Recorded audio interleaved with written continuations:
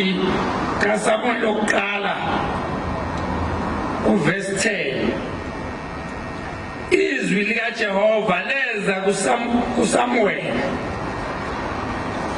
lithi sengiyazisola ngokuba ngibekile uSawuli abe inkosi ngokuba ungihlubukile kawagcinanga amazwi ami. Wadabuka uSamuel wakhala kuJehova ubusuku bonke.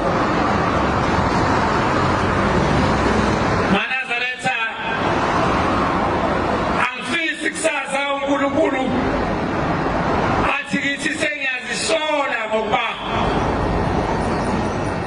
labantwana ababekelani kule nsizwa ngoba ukho Manazaretha umyalo uNkulunkulu akhuluma ngawo ngaphandle kokugcina isabatha. Noma ngabe uyantenga ushaka uvalo kakhulu. Ngibona abantu besizwe samaJuda begcina isabatha ngalendlela. Nathi uNkulunkulu umbonisana yini le engiyibonayo. Ingane zethu Manazaretha ziyasihlubuka kancane kancane. Ngakho angifisi kusasa uNkulunkulu akhulume amazwi awakhuluma kuSamuel athi sengiyazisola ukuba nganibekelani kule nsimo. Manazaretha imeleni le nsimo enikuyona ngoba insimo yobungcwele umani imele kahle angiboni ukuba umhlaba uyawuphinde ubhubhe noma umhlaba uyawuphinde ushe ngoba siyafisa Manazaretha ukuligcina isabatha kepha sigilaziwe sisezweni lokugqila izwe okhokhela kulo yonke into. Mawuvuka ekuseni kuze udle kumele ukhokhe, kuze uphuze amanzi kumele ukhokhe, kuze udumise uJehova kumele ukhokhe. Mawungakhokhanga awuzowaphuza lawo manzi, mawungakhokhanga awuzokhanyisa lo gesi.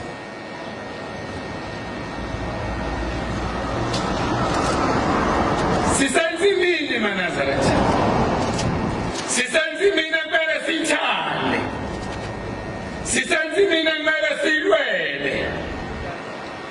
Uthi noma uhleze endlini uthi Nkosi ngigeze ngamanzi abantwana bakho abazisolayo. Nkosi ngigeze ngamanzi abantwana bakho abazisolayo. Nkosi ngigeze ngamanzi abantwana bakho abahlulekayo.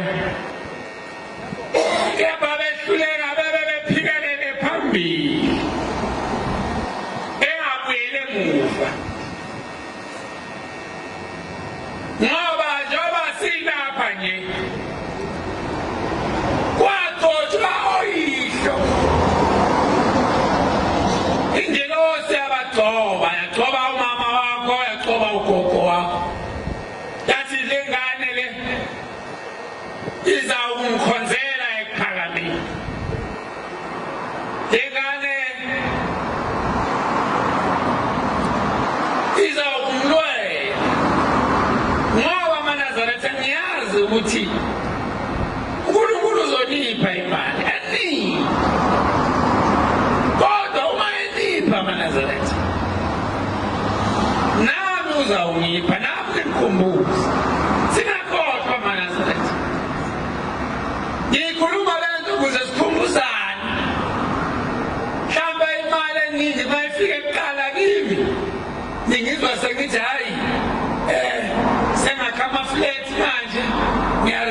ngiyandisa sengiyandisa imali sengakhaya ama-townhouse ngikhumbuza nithi baba uyakhumbula yini ukuthi wathi kumele sakhe umuzi ngikhumbule nami ngingaphensi ngikhumbule ukuthi awu yini manje le mali ngithi ngiyandiselani bese ngikhumbula bese ngithenga indawo nami khona la edolobheni ngisho nje ubaba kaDesh ngakhe ama-room ey'nsizwa ama-room ey'ntombi la sizawulala khona umuzi wenkosi phinde futhi ngithenga umhlaba khona la edolobheni ngakhe imizi ey'nkulungwane yenu nonke ney'ngane zenu ngakhe umuzi wenkosi ngakhe isikole uma ingafikanga kimi imali kuqala ifike kuwe nkosikazi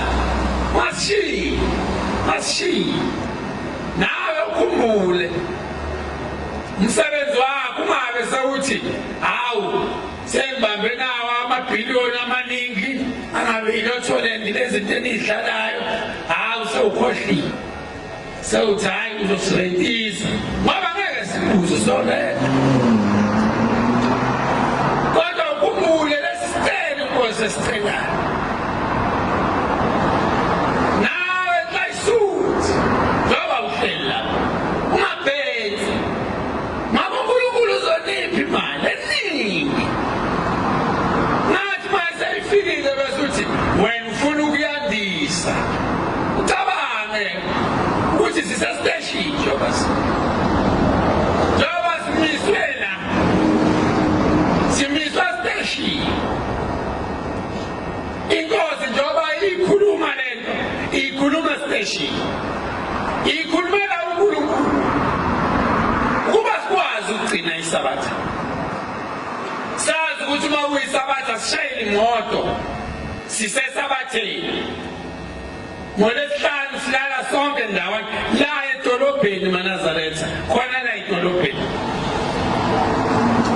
silale khona la edolobheni ngifuna ukubuke lo muzi futhi niyawubona ngamehlo engqondo sewehlile ezulwini kumele niwakhe kanjani ngiphila niwakhe kanjani noma ngingasekho ngiyoba ngikhona nikhumbuzane ukuthi ngathi engicelayo isabatha kuphela ngoMsombuluko noma ningahamba niyosebenza nenze konke nangeSonto kodwa ngeSabatha nizithobe ngoba liwumkhosi wentethelelo avule amaJuda